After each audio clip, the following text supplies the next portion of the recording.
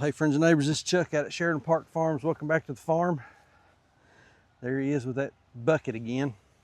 So, a little different video today. I've done one of these a couple weeks ago talking about farming education. Stirred up a little bit of controversy, so thought I'd try it again. Got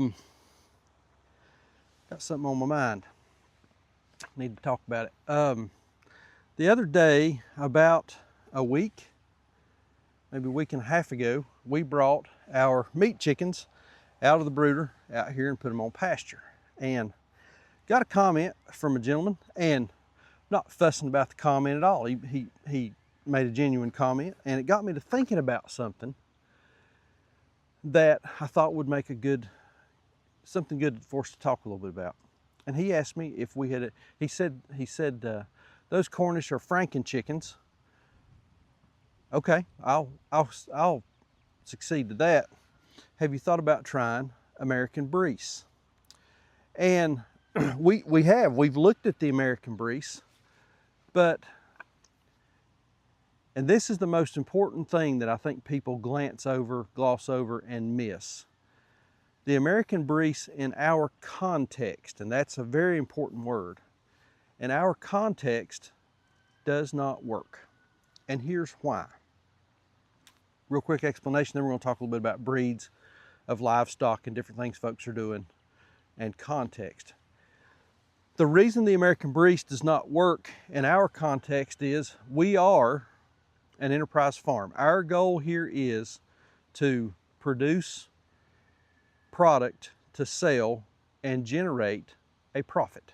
We're not here, I've said this before, we're not out here trying to make a huge 6 and 7 figure profit. We're not trying to sustain a sizable workforce. We're a small mom and pop operation that intends to feed ourselves well and feed a small core group of customers well. That's what we've decided we want to do.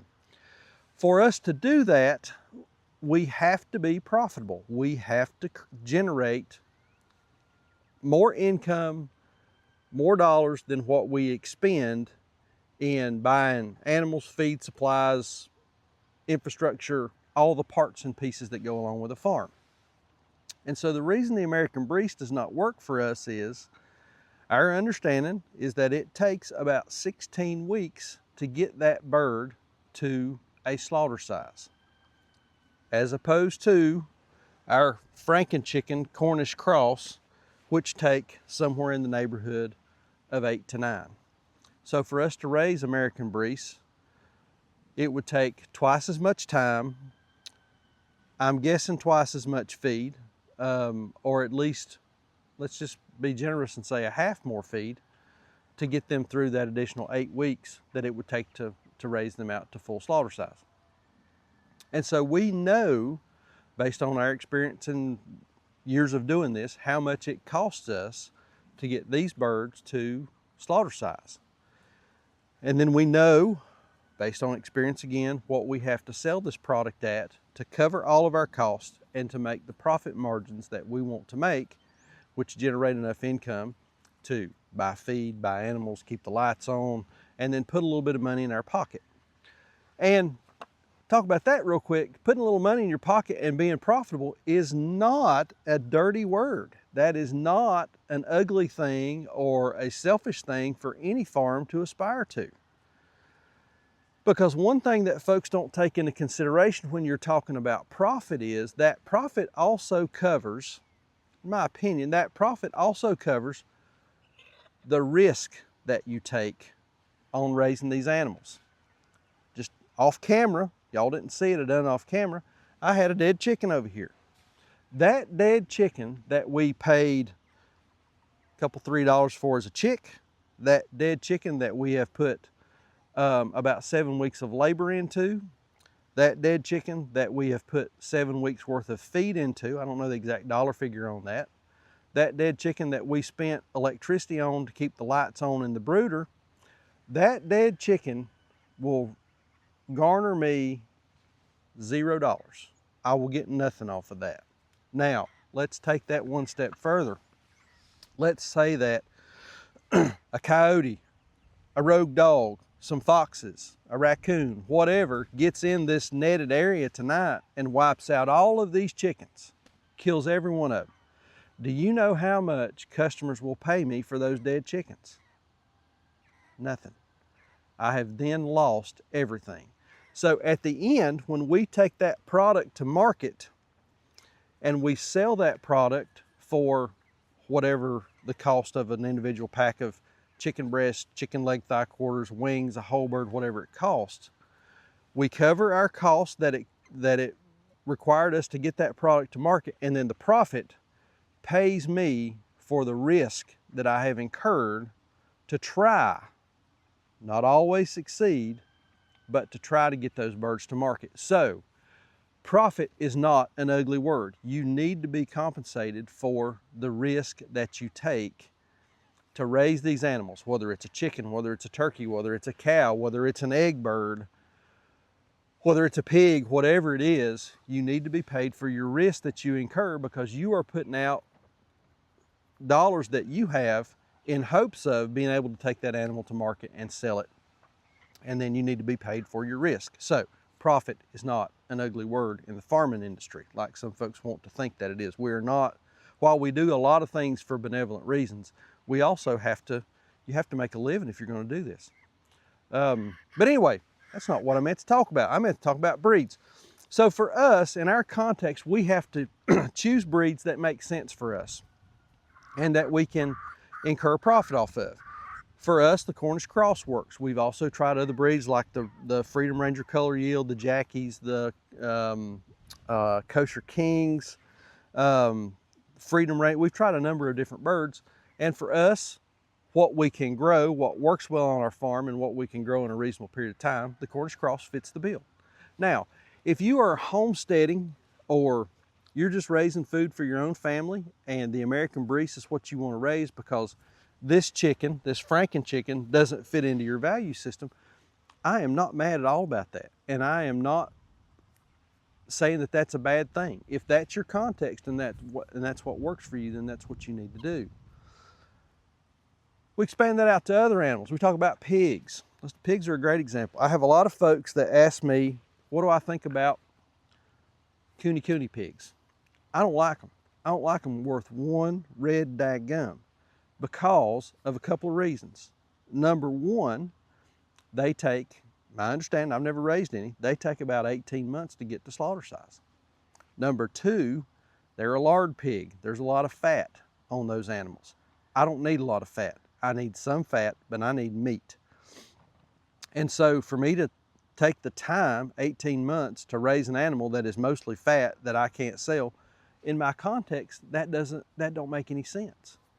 Now, if you're a homesteader, you're raising food for your own family, or you've got a niche market that wants to buy the cooney meat, then that animal makes sense for you. You need to raise that. That's what you want to. If that's what you want to do, that's what you need to do. We had a customer, and Beth will probably watch this video, and I think she would agree.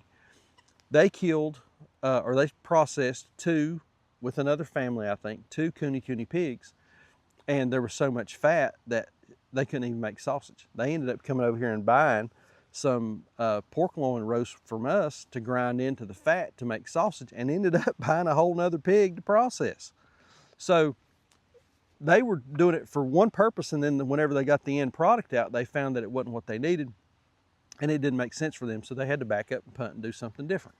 So pigs, that's another example. Cattle. You know, if you're small farm, raising a few cattle for yourself, and you like the Dexter breed, or you like the, what's those hairy cows? Scottish Highland, those hairy Scottish Highland cows, you like them because they're cute, and that's what you want to raise, that makes sense. Do it by all means. We raise Angus, or an Angus cross, and the reason we do that is because they're a good quality meat. They feed out in a short period of time.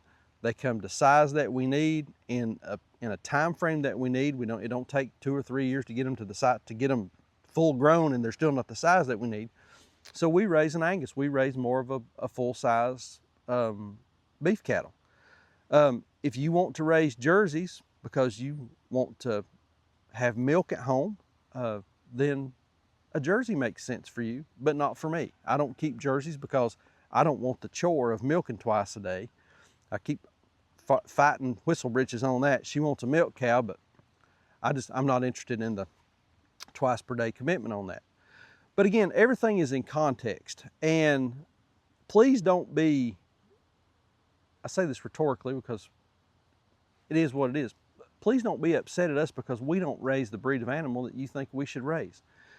The things that we're raising and the things that we do here are based on time-proven work that not only we've done over 7 or 8 years now, but that we've seen other farms do, and we're trying to emulate those types of processes, those types of successes that they've had with the different breeds that they raise. So again, everything is context, and I think lots of times folks get this dogmatic idea of what a farm or a homestead or raising your own food should be, and that should include, or that must include this breed, that breed, or the other breed, when in reality that may not actually work for what you're trying to accomplish. So again, I'm not mad because somebody's raising American Breese. I'm not mad because somebody's raising Cooney Cooney or somebody's raising Scottish Highlands. That's what works for you. That's what works for you. It does not work for us. And I guess I ask that you give us a little bit of grace in that what we're doing makes sense to us, even though it may not fit into what you're doing. So anyway, I think that's going to do it. Thoughts from the bucket. Maybe this should become a series. Thoughts from the bucket. Bucket talk. I don't know. What do y'all think? Give me an idea on what these little pearls of wisdom should be called. But anyway, like we always say, please keep us in your prayers. May God bless you and your families, and we'll see you on the next video.